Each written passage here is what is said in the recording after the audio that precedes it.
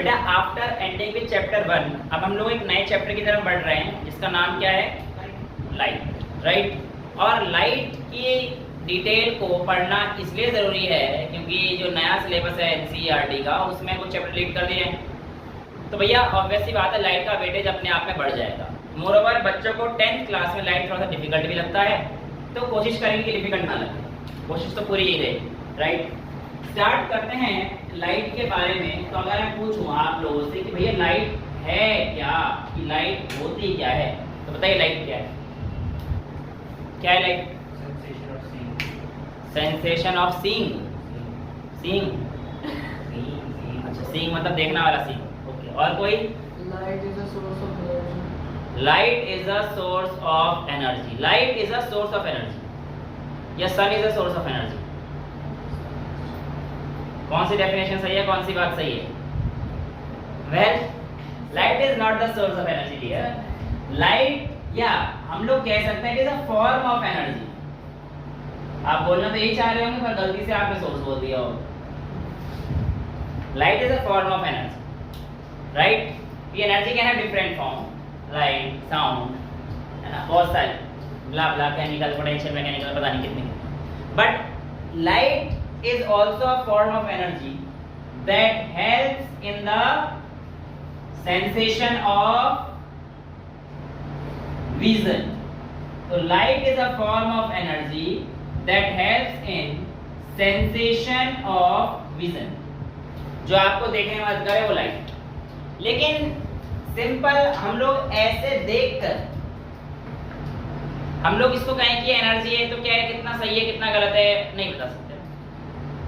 कुछ ना कुछ पढ़ना तो चल रहा होगा, यहाँ से वहां तक आप मेरे को देख पा रहे हो, मैं आपको देख पा रहा हूँ, कुछ तो चल रहा होगा इस दुनिया में जिसकी वजह से लाइट ऐसी हो रही है कि पेड़ हरे दिख रहे हैं, मैं आप लोगों को गोरा दिख रहा हूँ, है ना। स्मार्ट तो मैं हूँ, मेरी तारीफ तुम मत करा करो, मैं खुद ही कर लेता हूँ, बाकी कोई नहीं करता। खैर, कहने का मतलब समझ रहे हो ये सब चीजें कैसे हो पा रही है लाइट की वजह से। ऐसा ही लाइट कैसे मैं गोरा हूँ वैसे ही गोरा हूँ। हाँ है, आगे बढ़ते। अगर ऐसा है तो बेटा पहले मैं आपको 3 ऑब्जेक्ट के बारे में इंट्रोड्यूस कराता हूँ। 3 टाइप्स ऑफ ऑब्जेक्ट जिसमें हमारे पास क्या आता है, ट्रांसपेरेंट। ट्रांसपेरेंट ऑब्जेक्ट्स हमारे पास क्या होते हैं बेटा, ऐसे ऑब्जेक्ट जो पारदर्शिता में विश्वास रखते हैं। जैसे कि एक ग्लास, इसमें से सब कुछ साफ साफ आता जाता हमें दिख रहा है, राइट, क्योंकि इसमें से पूरा लाइट कंप्लीटली ट्रांसफर हो सकती है। The substance which allows light to completely pass through it are called transparent substance, या ऐसे objects are called transparent objects। तो बेटा याद रहे जब भी घर के शीशे लगवाएं ऐसे शीशे ना लगवाएं। क्या बात, तुम अंदर क्या कर रहे हो, बाहर से कोई झांक के देख ले, कहने का मतलब कुछ भी हो सकता है ना। तो कुल मिला के बात ये है कि ट्रांसपेरेंट में हमारे पास क्या होता है कि पूरा लाइट को आर पार जाने की छूट मिल जाती है। इसके बाद जो दूसरे टाइप के सब्सटेंस होते हैं, जैसे इसका एग्जांपल एयर और ग्लास, बहुत सारे, ठीक है। ट्रांसल्यूसेंट क्या है बेटा? हाँ सर आपके कमरा तो बढ़िया है, इसमें ट्रांसल्यूसेंट भी है, बिल्कुल। ये वाला जो ग्लास है जिसके ऊपर शेड आ रखा है काफी अच्छा सा, ये ग्लास एक तरीके से कैसा है, ट्रांसल्यूसेंट। कंप्लीट लाइट को नहीं करता है, ये कुछ लाइट को एब्जॉर्ब कर लेता है और कुछ लाइट को अलाउ करता है पास। तो substance which allows some of the light to pass through it are called translucent substance. जैसे कि आपका बटर पेपर होता है ना, चिकना चिकना वाला आता है ना, वो जो आप पेंटिंग वगैरह में यूज करते हैं, या जिसके ऊपर कोई चीज लिपट के आती है ताकि उसका पेंट उसमें ना लग जाए, तो बटर पेपर वगैरह होता है, राइट। तो इसका एग्जांपल वो आता है। और थर्ड टाइप के जो सब्सटेंस होते हैं वो हमारे पास क्या आते हैं, ओपेक सब्सटेंस। और ओपेक सब्सटेंस से हमारा मतलब है which do not allow light to pass through it, जो अपने अंदर से लाइट को पास होने ही नहीं देते हैं। तो ऐसे सब्सटेंस हमारे पास कौन से आ गए बेटा, ओपेक सब्सटेंस। समझ में आ रही है चीजें, यहाँ तो कोई दिक्कत नहीं है। अब बात आती है कि हमारे को चीजें दिखती कैसे हैं। कोई भी चीज अगर है तो हमें वो दिखेगी कैसे, बाय रिफ्लेक्शन। अच्छा रिफ्लेक्शन, वो क्या होता है, इतनी अच्छी डेफिनेशन याद है तो मेरे को समझा भी दो क्या कहना चाहते हैं रिफ्लेक्शन से। अब मतलब मैं एक बार पूछूं, एक बार मेरा मतलब फिर मैं आपको बताऊं। मान के चलो यहाँ पर एक सुंदर सा लड़का खड़ा है, ठीक है, और इस लड़के को यहाँ पर एक आम दिखाई दिया, राइट। तो इस आम की जो लाइट होगी वो यहाँ पर आएगी और फिर ऐसे होगा, ये रिफ्लेक्शन है। नहीं, इसका मतलब तो आम में देखना है। क्या ये रिफ्लेक्शन है? अरे नहीं, पहले सन से आएगी। हैं? सन से किस पे आएगी? ऐसे? पहले आम पे आएगी। अरे सर उसकी आंखें खराब कराओगे क्या? तेरा सुंदर लड़का है। अरे हाथ छुपा रखे हैं जेब में यार, ठंड हो रही थी उस दिन। सर मैंने आम में पड़ेगी फिर इसके आम में पड़ेगी। तो क्या, तो ये डायग्राम सही है? नहीं। हैं? अच्छा ये वाला डायग्राम सही होगा फिर? हाँ ये सही है? नहीं। क्या ये डायग्राम सही है रिफ्लेक्शन का? ये पूछना चाह रहा हूं मैं आपसे। तो कौन नहीं कह रहा है, वो क्यों नहीं कह रहा है, बता दे जरा। हमें कैसे दिख रहा है वो आम पे? बिल्कुल ऐसे दिखता है। कोई भी सन की लाइट किसी ऑब्जेक्ट पर पड़ती है तो वो रिफ्लेक्ट होकर हमारी आंखों में जाती है और हमारी आंख में फिर ऑप्टिक नर्व की मदद से चीजें इमेज इंटरप्रेट करता है ब्रेन की। ये लालच आहा लपलप वाला आम है, तो हाँ प्रोसेस यही होता है। लेकिन कई जगह पर प्रोसेस ऐसे दिखा देते हैं, ऐसे। ऐसे क्यों दिखा? ये गलत है। आंख से लाइट थोड़ी जाती है कहीं भी, आंखों पे लाइट आंख थोड़ी जाती है। आंखों पे जो लाइट पड़ती है वो रिफ्लेक्ट होकर पड़ती है, तो यहाँ से लाइट आई वो रिफ्लेक्ट होकर जब आंखों पे पड़ेगी वो हमारे पास रिफ्लेक्शन होगा। वो लाइट वहाँ पे रिफ्लेक्ट होता है। हाँ जी, यहाँ पे रिफ्लेक्ट होकर, अब जैसे आपको एक बोर्ड दिख रहा है तो इसका मतलब वहां से लाइट आई जूम, ये रिफ्लेक्ट होकर आपकी आंखों पे गई और आपकी आंख ने फिर यहाँ पे देखा। कहानी ये हो रही है। अगर ये वाली कहानी होगी इसका मतलब बोर्ड तुम्हें देख रहा है, तुम बोर्ड को नहीं देख रहे। बोर्ड की आंख है नहीं। कमाल करते हैं चौधरी साहब। क्लियर है? खैर, तो यहाँ पर क्या फेनोमेना हुआ बेटा? रिफ्लेक्शन। तो ये जो आप कहते हैं बाउंसिंग बैक, जो किताबों में लिखा रहता है वो यही है, bouncing back of light from arm, right. तो what is reflection? The phenomena of bouncing back of light when it strikes a smooth shiny surface is called reflection, right? ये चीज समझ में आती है? अब देखो मेरी बात ध्यान से जरा।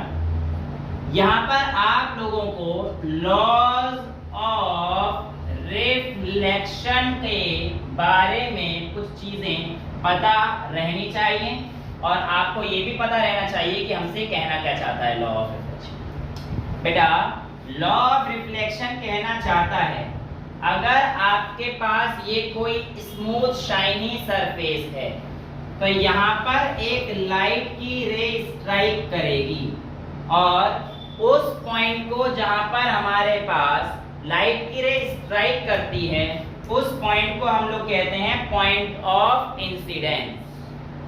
पॉइंट ऑफ इंसिडेंस पे एक नॉर्मल लाइन खींची जाती है जो कि परपेंडिकुलर होती है टू दैट ऑफ सरफेस। ये जो नॉर्मल लाइन होती है ये सरफेस के साथ 90 डिग्री का एंगल बनाती है। नॉर्मल के साथ जो हमारी ये रे आई है, ये वाली रे हमारे पास इंसिडेंट रे के नाम से जानी जाती है। इंसिडेंट रे और नॉर्मल के बीच का एंगल आई कहलाता है जिसे हम लोग एंगल ऑफ इंसिडेंस के नाम से जानते हैं। और दूसरी चीज आप लोगों के पास जो होती है यहाँ पर लाइट जो मिरर है इससे टकराकर वापस ऐसे चली जाती है कि नॉर्मल के साथ एक और एंगल बनाती है जिसका नाम है R। ये हमारे पास एंगल ऑफ रिफ्लेक्शन कहलाता है। सर क्यों 90 डिग्री पे क्यों बनता है नॉर्मल? नहीं, नॉर्मल का मतलब ही 90 डिग्री होता है। परपेंडिकुलर जो होता है उसको तो नॉर्मल बोलते हैं। जब आप क्लास 7th 8th में एक लाइन बनाते कंस्ट्रक्शन करते थे ड्रॉ परपेंडिकुलर टू दिस, तो परपेंडिकुलर का मतलब क्या होता था? वो नॉर्मल ही होता था और नॉर्मल हमेशा प्लेन के साथ कितनी डिग्री एंगल बनाता है बेटा? 90 डिग्री। अच्छा ठीक है। तो यहाँ ये वही नॉर्मल ही वो परपेंडिकुलर, राइट। तो यानी कि ये नॉर्मल यहाँ से लेकर यहाँ तक भी कितने डिग्री का एंगल आ रहा है, 90 डिग्री का। तो ये आपको एंगल आई समझ में आया। आई के साथ जो रे आ रही है, इस रे का नाम होता है बेटा इंसिडेंट रे। कौन सी रे होती है बेटा, ये इंसिडेंट रे। क्या बेटा, ऊपर में लिख दिया। कहाँ, अच्छा लिख दिया, ठीक है। दूसरी स्लाइड पे लिख देते हैं। इसका नाम आ गया रिफ्लेक्टेड रे। यहाँ तक कोई डाउट, क्लियर। अब लॉ ऑफ रिफ्लेक्शन के अनुसार, लॉ ऑफ रिफ्लेक्शन के हिसाब से बेटा जो हमारे पास इंसिडेंट रे होती है, पहला लॉ ऑफ रिफ्लेक्शन वो कहता है हमारे पास the angle of incidence is always equals to angle of reflection. यानी कि अगर 30 डिग्री पे है तो ये भी कितना होगा हमारे पास, 30 डिग्री पर इक्वल है। लॉ का तो हमारे पास लॉ ये तो वैसे तो हमारे पास इसके कई सारे हैं, लेकिन हमारे को जो कहते हैं कि जो लॉ ये तो न्यूटन साहब के ही। हाँ जी, न्यूटन साहब ऑप्टिक्स में भी काफी तरह से इन्वॉल्व थे, ठीक है। और भी हैं हाइजेंस के भी, रिफ्रैक्शन के हैं, ऐसे उन्होंने मतलब इसका इस्तेमाल करके I = R 1526 के आसपास, 1529 के आसपास की कहानी है। तो वो एक बार वो खुद किताब देखना पड़ेगा कि कौन से मतलब, पर ये है कि हाँ न्यूटन साहब ने भी इनका इस्तेमाल किया हुआ है, न्यूटन साहब ने भी इनकी बातों को बताई गई। बट उन्होंने जो ये लाइट बताई थी ना, ये जो लाइट आ रही है इसको बोलते हैं किसकी फॉर्म में आती है, कॉर्पस्कल्स की फॉर्म में। Light travels in the forms of corpuscles. और लाइट की उनकी जो फेमस थ्योरी है बेटा वो आती है कॉर्पस्कुलर थ्योरी ऑफ लाइट। और ये थ्योरी पढ़ने के लिए आपको थोड़ा बड़ा भी होना पड़ेगा और आपको समझना ही पड़ेगा। मतलब ये लाइट के पार्टिकल्स आ रहे हैं, उन्होंने क्या नाम दिया था, कॉर्पस्कल्स, ठीक है। बहुत सारी डिटेल्स हैं, तो यहाँ पर उन्होंने जो है बताया, ये तो आपने पूछ लिया इसलिए हमने बता दिया। बाकी हाँ जो भी डाउट आ रहा है आप पूछ सकते हो। कोई ऐसी चीज होगी जो मेरे को अभी नहीं पता, मैं बोल दूंगा बेटा मेरे को नहीं पता, मैं देख के बता दूंगा, उसमें बड़ी चीज तो है नहीं। बट हाँ मेजॉरिटी चीज जो आप पूछोगे कोशिश करूंगा कि मैं बताऊं। और कोई डाउट है किसी के मन में? क्वांटम थ्योरी बोलते हैं। क्वांटम थ्योरी बेटा बेसिकली आपके पास लाइट की है। क्वांटम बेसिकली जो है हमारे पास फोटोन जब आएगा तब हम लोग उसको डील करेंगे। एक्चुअली में क्या है कि लाइट हमारे पास किसके हम लोग मांगे थे, फोटोन का है। और ये चैप्टर हमारे पास आता है वेव ऑप्टिक्स क्लास 12 में, बहुत ही इंटरेस्टिंग। उससे पहले हमें वेव्स ही पढ़ना है। उससे पहले हमें क्लास 11th में अगर हम साइंस लेंगे तो चैप्टर 2 आता है जहाँ पे स्ट्रक्चर ऑफ एटम, वहाँ पे थोड़ी सी मॉडर्न फिजिक्स आती है, वहाँ पे भी हम लोग लाइट के बारे में जानते हैं। तो क्वांटम, फोटोन, वो सारी चीजें हम लोग वहाँ पे डील करेंगे, राइट। तो मैं करा दूंगा बट यहाँ पे बहुत कंफ्यूज जाएंगे। वैसे कि मेरी जो वीडियोस में पढ़ी हुई है क्वांटम और फोटोन के बारे में, क्लास 11 की जो फिजिक्स केमिस्ट्री का चैप्टर 2।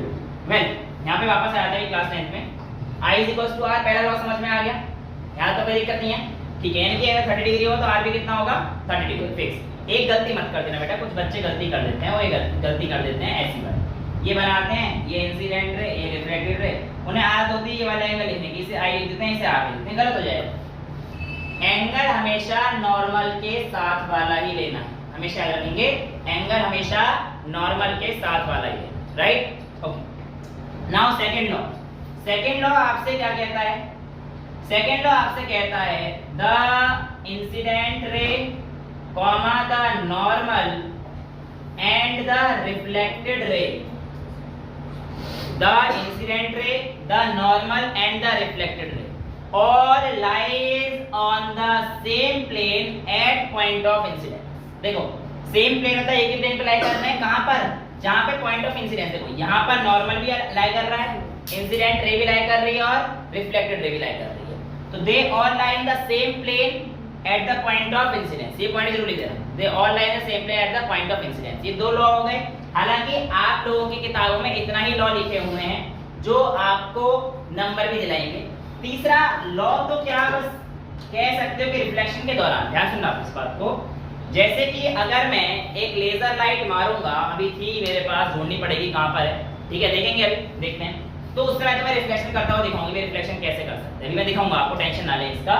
तो रिफ्लेक्शन जब हमारे पास होगा तो मेरे को एक चीज जो ध्यान में रखनी है वो ये है कि आफ्टर रिफ्लेक्शन जो लाइट है उसकी वेलोसिटी, वेवलेंथ और फ्रीक्वेंसी ये चेंज नहीं होती है। After reflection velocity, wavelength and frequency of light do not changes, but intensity of light changes. यानी कि जो लाइट की इंटेंसिटी है वो चेंज हो जाती है, यानी कि रिफ्लेक्शन होने के बाद लाइट थोड़ी सी कम हो जाती है, ऐसा इसका कहना है। ऐसा क्यों होता है, आइए अब इस चीज को समझते हैं। एक्चुअल में जो हमारे पास लाइट पड़ती है ना बेटा और रिफ्लेक्ट होती है, इसके बीच में कुछ कहानी होती है। ऐसा नहीं है कि सारी चीजें डायरेक्टली आपको दिख जाती हैं। यहाँ पर अगर आप देखेंगे, ये तो है इंसिडेंस। किसी भी मैटर पर जब वो पड़ेगी तो उस मैटर की कुछ ना कुछ प्रॉपर्टी तो होगी, और वहां पर लाइट क्या होती है, कुछ ना कुछ एब्जॉर्ब होती है। तो यहाँ पर एब्जॉर्बटेंस नाम की चीज आती है। और इंसिडेंस हो गया, एब्जॉर्बटेंस हो गया, कुछ एब्जॉर्ब होता है, उसके बाद जो बचता है मेजॉरिटी ऑफ द पोर्शन, वो आपकी रिफ्लेक्टेंस होती है। अब इनकी जो वैल्यू है वो सारी अलग अलग होती हैं, उतना डिटेल में हम लोगों को अभी नहीं जाना है, पर ये समझना चाहिए कि हमारे पास इंटेंसिटी कम होती है तो क्यों होती है, उसका आंसर आपको मैंने दे दिया है। तो इंसिडेंस, एब्जॉर्बटेंस और रिफ्लेक्टेंस, तो हर एक, हाँ अगर कोई एक ऐसा मैटर है बिल्कुल एब्जॉर्ब ना करे, पूरा 100% रिफ्लेक्ट कर दे, तो वहां पर भी इंटेंसिटी में कोई चेंज नहीं आएगा। ये चीज हमारे पास होती है, बट ये आइडियल कंडीशन है। कुछ सब्सटेंस हैं ऐसे जो बिल्कुल 100% कर देते हैं, इक्का दुक्का। ठीक है, ये कहानी क्लियर है। अब हमारे पास एक दो चीजें जो अभी आती हैं, यहाँ तक रिफ्लेक्शन में तो कोई दिक्कत नहीं है, पक्का आगे चल सकते हैं लॉज ऑफ रिफ्लेक्शन के आगे। अब मैं यहाँ पर आप लोगों को एक दो चीजों से इंट्रोड्यूस करा देता हूँ। वो क्या है, मान के चलिए आपके पास यहाँ से लाइट आई और यहाँ से आपके पास गई, तो आपसे कहेगा कितना डिग्री का डेविएशन हुआ, या लाइट कितनी डेविएट हुई, कितने एंगल से निकल के गई। तो आप कहना जो आपका एंगल ऑफ डेविएशन है कि लाइट जितना डेविएट हुई है, उसमें हमारे पास आता है 180 माइनस 2i। इतना लाइट डेविएट करिए, कितना डेविएट करिए बेटा, 180 minus 2 times angle of incidence. ठीक है, ये सिंगल मिरर का केस है। लेट्स से अगर मैं इसी चीज को ध्यान सुनना ऐसे कर देता हूं कि मेरे पास एक मिरर, तो यहाँ पर नाटो सिंगल एक ही मिरर था बेटा, ये तो आपको कहानी पता है नॉर्मल, ये आई इनका सब 180 हो जाएगा, तो 180 में से 2i कर दूंगा तो बाकी सारा बचा हुआ एंगल आ जाएगा ना मेरे पास, तो इतना डेविएट है।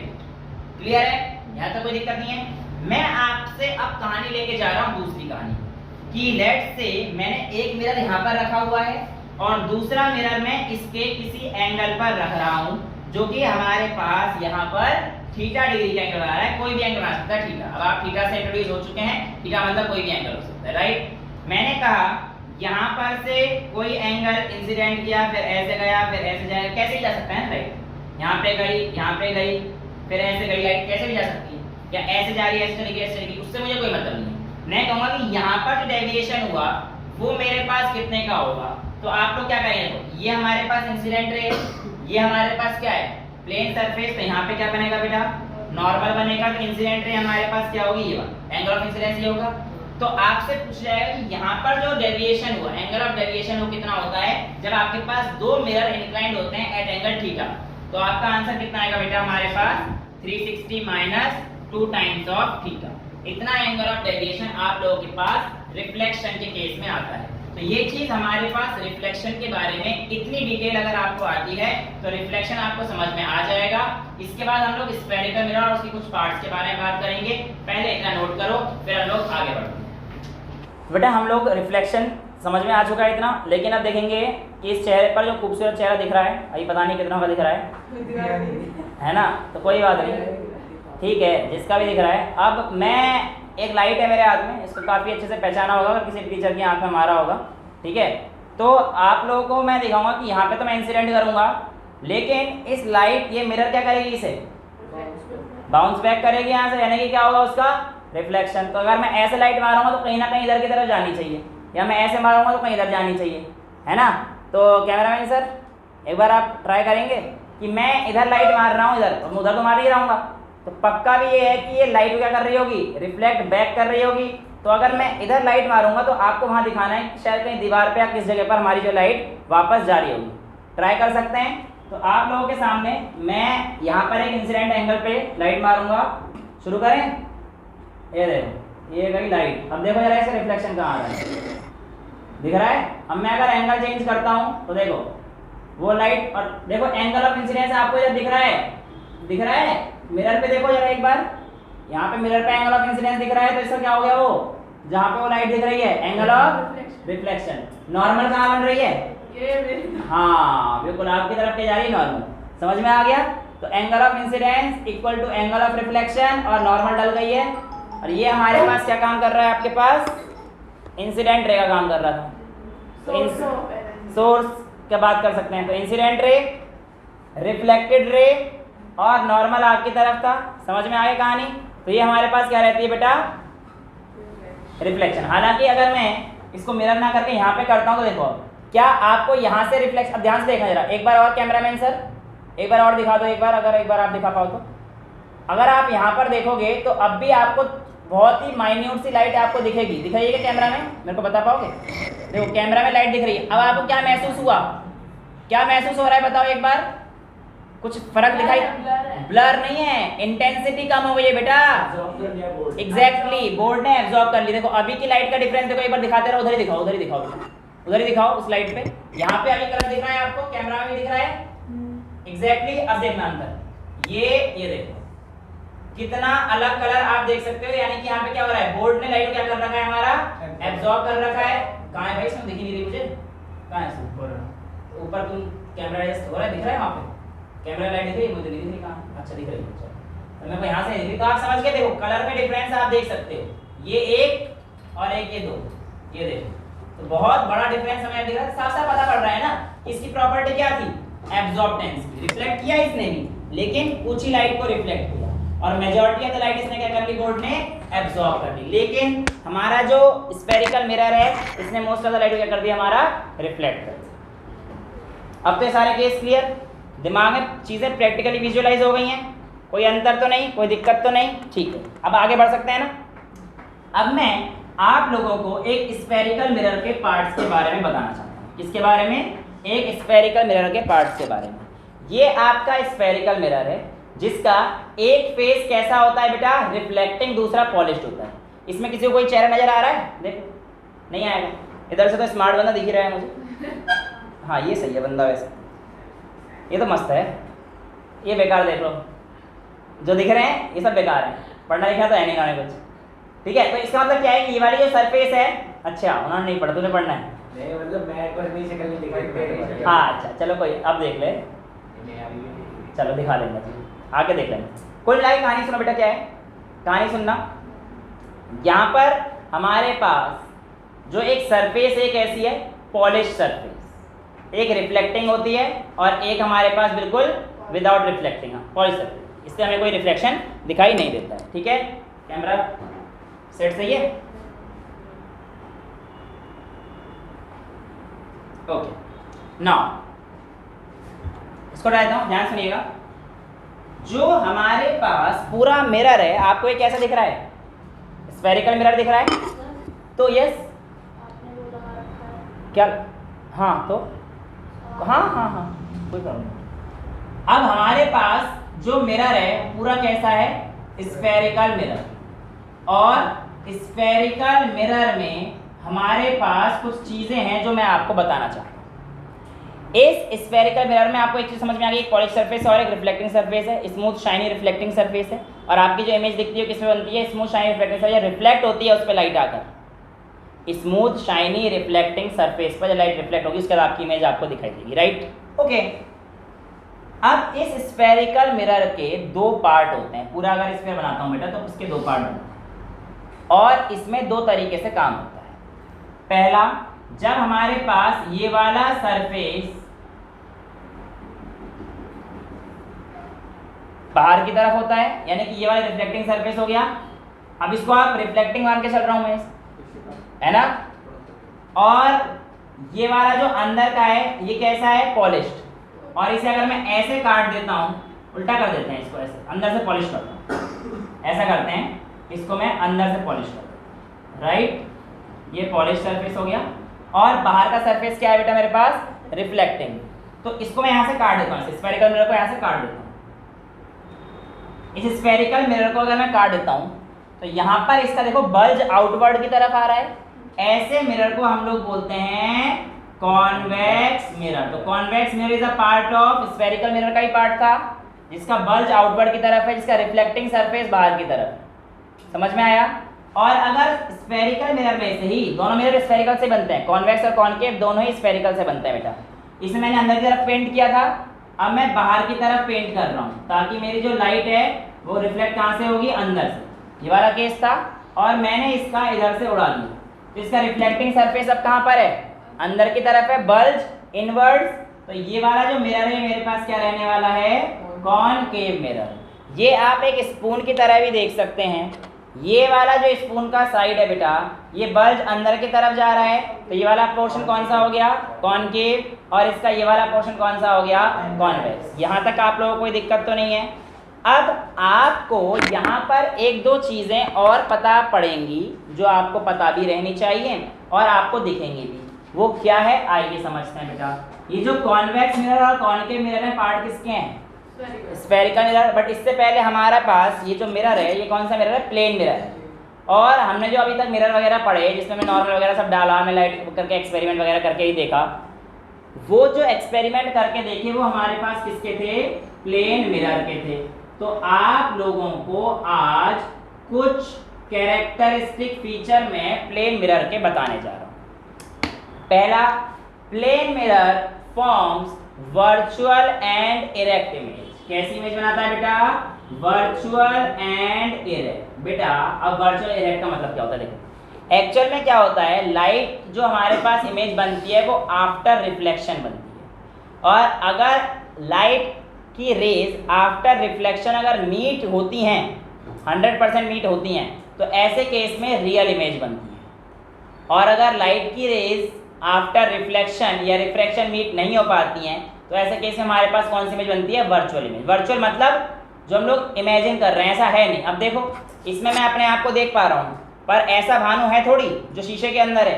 असली भानु तो यहाँ है ना, वो तो इमेजिनरी है, तो ये वर्चुअल इमेज बना रहा है। लेकिन अगर मैं सीधा खड़ा हूँ तो ये मेरी सीधी इमेज बना रहा है। देखो तुम अगर बैठे तो सीधी इमेज बना रहा है तुम्हारी, है ना?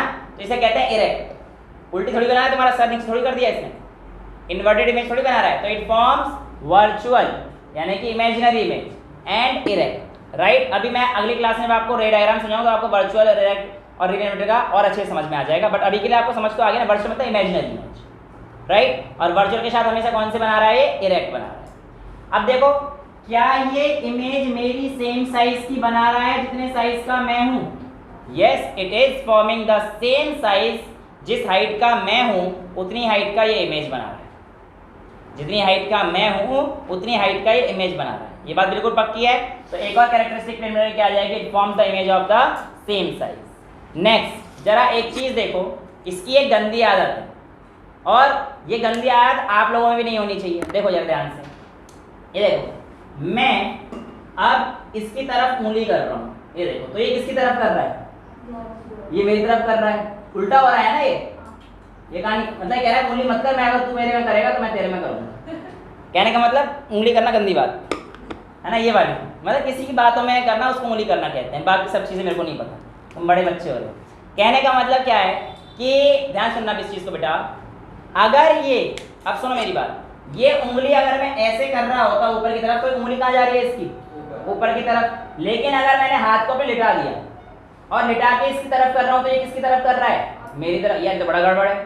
अब एक और चीज देखते हैं इसमें, अगर मैं अपना राइट हैंड उठा रहा हूँ तो ये कौन सा हैंड उठा रहा है? लेफ्ट। देखो अब उसमें दिखे नहीं दिखे मुझे कैमरे से पता नहीं, तुम्हें तो दिख रहा है ना? कैमरे में दिख रहा है? चलो कोई बात नहीं, घर पे करना है जैसे कैमरे से भी देख रहा है। तुम अपना राइट हैंड उठाओगे तो इसे लेफ्ट हैंड उठाएगा, तुम अपना लेफ्ट हैंड उठाओगे तो राइट हैंड उठाएगा। यानी कि लेटी हुई चीज को उल्टा दिखा रहा है, ऐसे तो कह सकते हैं। जब मैंने हाथ को लिटाया, इससे याद रखने का मतलब है लेटरली इन्वर्टेड इमेज बनाता है, लेटी हुई चीज है ना। वैसे लेटरली कहते हैं जो हमारे पास इस तरीके से है ना, तो लेटरली इन्वर्टेड बनाता है, लेकिन वर्चुअली तो इरेक्ट बनाता है। वर्चुअल चीज होंगी उसको क्या बनाएगा बेटा? ये इरेक्ट। और लेटरल चीज को कैसे बनाएगा? इन्वर्टेड। तो what are the characteristics of a plane mirror? Plane mirror, it forms virtual and erect image, it forms image of same size, it forms literally invert image, और दूसरा it forms image at same distance. जहां पर आप खड़े हैं उतनी दूरी पर भी इमेज आपको लगेगी। इसीलिए जितने भी आपके ऑप्टिशियंस जो दिखाई देते हैं उनकी छोटी सी दुकान होती है, लेकिन जब वो आई टेस्ट करते तो हमें लगता है इतनी दूर से लाइट आ रही है। तो ऐसा क्यों होता है? क्योंकि वो मिरर लगा देते हैं। तो आपकी डिस्टेंस अगर यू हुई, मतलब आपकी डिस्टेंस 4 मीटर है, तो उस मिरर पे जो हम ऑब्जेक्ट देखेंगे वो 4 मीटर उस तरफ देखेंगे ना। तो 4 मीटर ये और 4 मीटर वो, कितने हो गए? 8 मीटर। तो उसकी दुकान 4 मीटर की वो कितने की बन जाएगी? 8 मीटर की। इसलिए हमें जो है वो दिखता है अरे भाई की तो बहुत बड़ी दुकान है, लेकिन दुकान तो छोटी है ना, वो बस ऑप्टिक्स का यूज़ करते हैं। ठीक है, तो study of light comes under the branch optics. तो अभी जो हम लोग सारी चीज़ पढ़ रहे हैं किस में पढ़ रहे हैं? ऑप्टिक्स में पढ़ रहे हैं। इतनी चीज़ें क्लियर हैं? यहाँ तक कोई दिक्कत नहीं है? तो ये चीज़ें आपका इंट्रोडक्शन क्लास थी, जहाँ पे हमारे पास बेसिक फंडा ऑफ लाइट क्या है, टाइप्स ऑफ सब्सटेंस क्या हैं, रिफ्लेक्शन का मतलब क्या होता है, कैसे रिफ्लेक्शन काम करता है, ये सारी चीज़ें आप लोगों को आई होप समझ में आई होंगी। नेक्स्ट क्लास में हम लोग इसके बारे में काफ़ी डिटेल में बात करेंगे, कुछ रे डायग्राम भी बनाएंगे। रिफ्रैक्शन तक तो नहीं पहुंचेंगे क्योंकि हमें जो है रे डायग्राम्स प्रैक्टिकली बना के देखने हैं। प्रैक्टिकल इन द सेंस देखेंगे कि यहाँ पे अगर ऑब्जेक्ट को यहाँ पे रखना है, प्रैक्टिकल देख लेंगे अगर पॉसिबिलिटी हो पाई तो, राइट। इतनी चीज़ें समझ में आती हैं। कॉनकेव और कॉन्वेक्स मिरर में डिफरेंस समझ में आया? अभी मैंने कुछ बताया नहीं इनके बारे में, बस मैंने बताया कि ये दोनों पार्ट किसका है, स्फेरिकल मिरर। अभी स्फेरिकल मिरर के पूरे अंदर के part, radius of curvature, centre of curvature क्या होता है, कैसे होता है, पोल क्या होता है, ये सारी चीज़ें हम लोग अगली क्लास में पढ़ेंगे। यहाँ तक किसी को कोई डाउट है? आगे चलें? आगे तो क्लास ही बंद हो गई। तो आज के लिए इतना ही रखते हैं। That's all for today. Thank you so much.